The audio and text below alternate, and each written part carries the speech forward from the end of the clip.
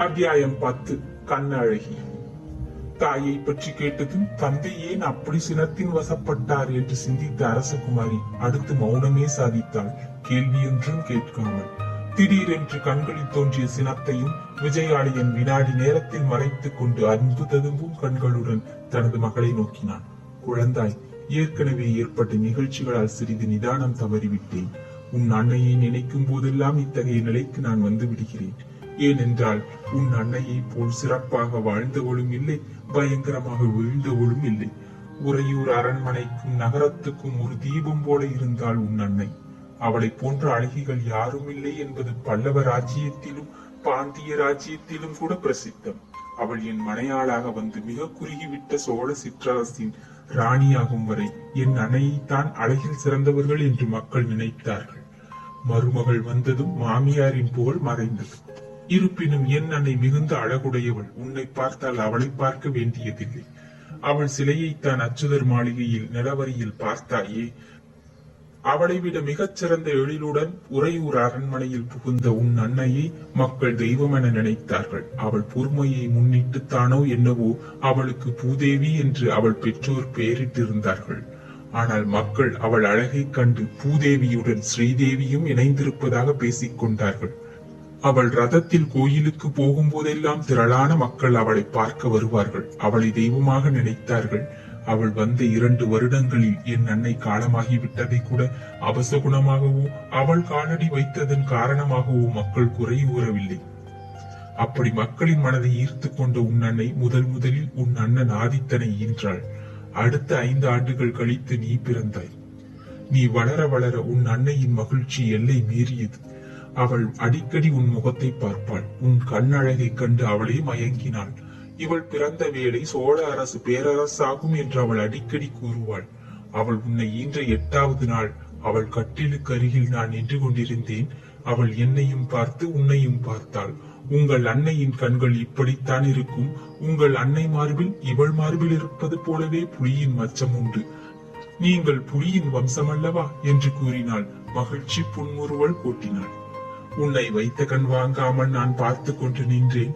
உறையூர் உதயசூரியன் அரண்மனை சாளரங்கள் வழியாக 2 கிரகணங்களை அனுப்பியிருந்தான். அந்த 2 கிரகணங்களும் உன் மார்பில் புலி மச்சத்தில் விழுந்தன. அதுவும் ஒரு அழகாய்த்தான் இருந்தது உனக்கு என்று சொல்லி விஜயாலயன் சிறிது நேரம் அந்த பழைய காட்சியை நினைத்து அதில் திளைத்து அறையில் தனது மகள் முன்பாக இப்புறமும் அப்புறமும் நடந்தான். பிறகு சட்டென்று மகளை நோக்கினான்.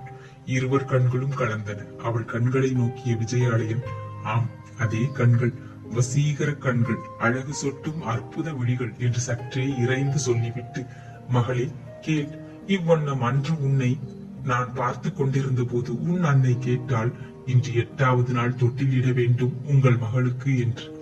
ஆம் என்றேன் நான். எதற்காக அவள் கேட்கிறாள் என்பதை புரிந்து கொள்ளாமல், இப்படி உட்காருங்கள் என்று உன் அருகில் என்னை உட்காரச் சொன்னாள். நானும் உட்கார்ந்தேன். உங்கள் பெண்ணுக்கு இன்று பெயர் வைக்க வேண்டும்.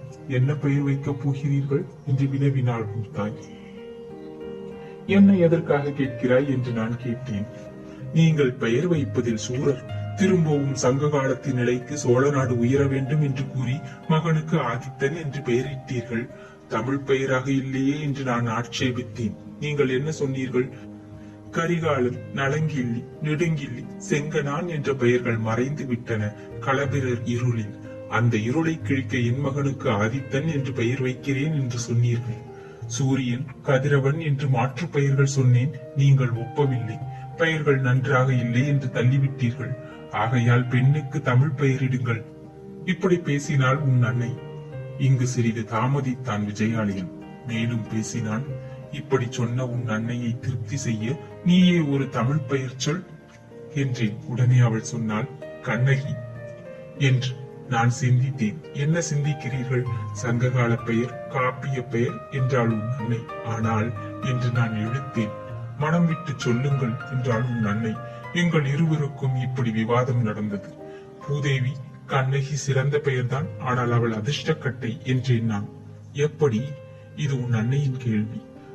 கணவன் தாசியிடம் போய்விட்டான். சொத்து சுதந்திரம் இழந்து அவனுடன் மதுரை சென்றாள். அங்கு மாங்கல்யத்தையும் இழந்தாள் என்றேன் நான். அது விதி என்றாள் உன் அன்னை. அந்த விதி நமது செல்விக்கு வேண்டாம். சரி, வேறு பெயர் என்ன? தமிழின் ஜீவனை நீ சொன்ன பெயருடன் சேர்த்தால் என்ன? ஆம், ழ என்ற எழுத்து தமிழின் ஜீவன் அல்லவா? வேறு எந்த மொழியிலும் இல்லாத சிறப்பெழுத்தல்லவா? ஆம், அதை கண்ணகியில் நுழைத்துவிடு. நுழைத்தால் கண்ணழகி என்றாகிவிடும். இதை நான் சொன்னதும் உன் அன்னை பெருமிதமடைந்தாள். அடி கண்ணழகி என்று உன்னை வாரி அணைத்துக் கொண்டாள். இப்படி ஏற்பட்டது உன் பெயர் என்று பெயரின் வரலாற்றை கூறிய விஜயாலயன் உணர்ச்சி பெருக்கால் மீண்டும் மஞ்சத்தில் உட்கார்ந்து விட்டான். அச்சுத பேரறையரே, நீர் சொல்லும் அடுத்த கதையை என்றான் குரல் தழுதழுக்க விஜயாலயன். அச்சுத கொள்ளராயிருந்து அச்சுத பேரறையராக மாறிவிட்ட சோழர் முதலமைச்சர் தனது மஞ்சத்தில் இருந்து எழுந்து விஜயாலயனை கவனித்தார். அவன் மனநிலை அவருக்கு மிக நன்றாக புரிந்திருந்தது. மகாவீரனும் திட புத்தியுடையவனுமான விஜயாலயன் தன் மனைவிக்கு விளைந்து விட்ட துர்கதியால் மனம் உடைந்து கிடப்பதை புரிந்து கொண்டார். ஆகவே அவன் உத்தரவுப்படி கதையை தொடங்கினார். கண்ணழகி, சோழ ராஜகுமாரி, நீங்கள் பிறந்த பின் அரண்மனை அமர்க்களப்பட்டது. உங்களை அரண்மனை பணிப்பெண்கள் கீழே இறங்க விடுவதில்லை. எல்லோரும் கண்ணழகி நாமத்தை ஜபம் செய்தார்கள். 3 வயது வரை உறையூரின் சரித்திரம் உன் பெயரால் சிறந்தது. உன் அண்ணனுக்கு வயது 8, உனக்கு வயது 3. அப்பொழுதுதான் அந்த பயங்கர விளைவு ஏற்பட்டது. சுமார் 1 வார காலம் நானும் உன் தந்தையும் பாண்டிய நாடு போயிருந்தோம். அப்பொழுது ஒரு நள்ளிரவு களபிரர் வம்சத்தில் வந்த முத்தரையர்கள் திடீரென அரண்மனைக்குள் நுழைந்தார்கள். எதிர்பட்டவரை வெட்டினார்கள். உன் அன்னையை தூக்கி போக முயன்றார்கள். அவளை மணக்க எண்ணி ஏமாந்த ஒரு முத்திரையன் உன் அன்னை குருவாள் ஒன்றை தனது மார்பில் புதைத்துக் கொண்டாள். உன் அண்ணனை தேடினார்கள். அவனை நாங்கள் அழைத்து போயிருந்தோம் பாண்டிய நாட்டுக்கு. அன்னை மாண்டு கிடந்த சமயத்தில் நீ வந்தாய். அழகு நடை நடந்து உன்னை தூக்கி சென்று விட்டான். உன் அன்னையின் கொலைக்கு காரணமான முத்திரையன். எங்களுக்கு மதுரையில் கிடைத்தது செய்தி. உறையூருக்கு விரைந்து வந்தோம். உடனடியாக அரண்மனை மருத்துவர் உன் அன்னையை தைலப்படுத்தி வைத்திருந்தார். மார்பில் புதைந்து கிடந்த குருவாளுடன் உன் அன்னையை பார்த்தோம். அவள் முகம் மாலையில் குவிந்த தாமரையை போல் இருந்தது. அந்த நிலையிலும் உன் தந்தையால் ஏதும் பேச முடியவில்லை. அவர் கண்களில் நீர் வடியவில்லை, ஆனால் இதயத்தில் வடிந்தது ரத்தம் என்பதை முகம் காட்டியது. அன்று பிரதிஞ்சை செய்தார். சோழ விஜயாலய சோழதேவர் அவள் உயிரிழக்க காரணமானவனை அதே குருவாளால் அழித்து விடுவதென்று. குருவாளை அவள் மார்பில் இருந்து பிடுங்கினார். அந்த குருவாளை தூக்கி பிடித்துக் கொண்டு கூவினார், பூதேவி, உன்னை அழித்தவனை இதே குருவாளால் அழித்து விடுகிறேன். அவனை மட்டுமல்ல, அவன் குலத்தையும் நாசம் செய்து விடுகிறேன் என்று. அவரை நான் மெல்ல அப்புறம் அழைத்துச் சென்றேன். அடுத்த 1 வாரத்தில் காஞ்சி சென்றார் உன் தந்தை.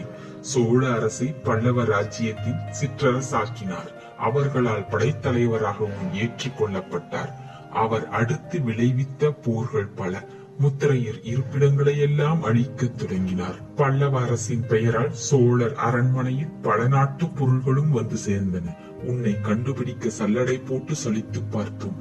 கிடைக்கவில்லை. நீ ஆண்டுகள் ஓடின. சேர மன்னன் குமரியின் அழகு மெல்ல மெல்ல எங்கும் பரவலாயிற்று. நீ கரூரில் இருக்கும் விவரமும் தெரிந்தது.